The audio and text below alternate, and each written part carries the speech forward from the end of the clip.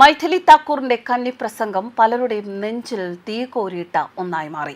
ധൃതരാഷ്ട്രക്ക് ഹസ്തിനപുരിയെക്കുറിച്ച് ആധിയുണ്ടായിരുന്നില്ല, മറിച്ച് തന്റെ മകൻ ദുര്യോധനനെ കുറിച്ച് മാത്രമായിരുന്നു ആശങ്ക. അതുപോലെ തന്നെയായിരുന്നു അക്കാലത്തെ ബീഹാർ ഭരണാധികാരികളുമെന്ന് ലാലുവിനെയും തേജസ്വിയെയും ലക്ഷ്യം വെച്ച് മൈഥിലി തുറന്നടിച്ചു. ബീഹാർ നിയമസഭയിൽ RJD അധ്യക്ഷൻ ലാലു പ്രസാദ് യാദവിനും മകൻ തേജസ്വി യാദവിനുമെതിരെ രൂക്ഷ വിമർശനവുമായി BJP MLAയും പ്രശസ്ത ഗായികയുമായ മൈഥിലി താക്കൂർ. ലാലു പ്രസാദ് യാദവിന്റെ ഭരണകാലത്തെ മഹാഭാരതത്തിലെ ഹസ്തിനപുരിയോട് ഉപമിച്ച മൈഥിലി ലാലുവിനെ ധൃതരാഷ്ട്രമെന്നും തേജസ്വി യാദവിനെ ദുര്യോധനൻ എന്നും വിശേഷിപ്പിച്ചു. 25-കാരിയായ മൈഥിലിയുടെ നിയമസഭയിലെ കന്നിപ്രസംഗം ഇതിനോടകം തന്നെ സോഷ്യൽ മീഡിയയിൽ വൈറലാണ്. 2005 മുമ്പുള്ള ബീഹാറിനെ കുറിച്ച് ചിന്തിക്കുമ്പോൾ തനിക്ക് ഓർമ്മ വരുന്നത് മഹാഭാരതത്തിലെ ധൃതരാഷ്ട്രരുടെ ഹസ്തിനപുരിയാണെന്ന് മൈഥിലി പറഞ്ഞു. ബീഹാർ നിയമസഭയിൽ RJD അധ്യക്ഷൻ ലാലു പ്രസാദ് യാദവിനും മകൻ തേജസ്വി യാദവിനുമെതിരെ രൂക്ഷ വിമർശനമാണ് BJP MLAയും പ്രശസ്ത ഗായികയുമായ മൈഥിലി താക്കൂർ ഉന്നയിച്ചത്. ലാലു പ്രസാദ് യാദവിന്റെ ഭരണകാലത്തെ മഹാഭാരതത്തിലെ ഹസ്തിനപുരിയോട് ഉപമിച്ച മൈഥിലി ലാലുവിനെ ധൃതരാഷ്ട്രമെന്നും തേജസ്വി യാദവിനെ ദുര്യോധനെന്നും വിശേഷിപ്പിച്ചു.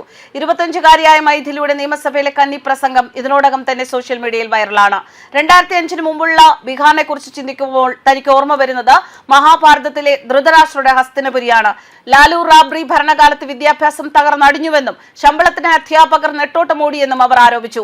ഉച്ചഭക്ഷണമില്ലാത്തതിനാൽ കുട്ടികൾ വിശന്ന വയറുമായി പഠിക്കേണ്ടി വന്നുവെന്നും പെൺകുട്ടികൾക്ക് പുറത്തിറങ്ങി പഠിക്കാൻ കഴിയാത്ത സാഹചര്യമായിരുന്നുവെന്നും മൈഥിലി കുറ്റപ്പെടുത്തി.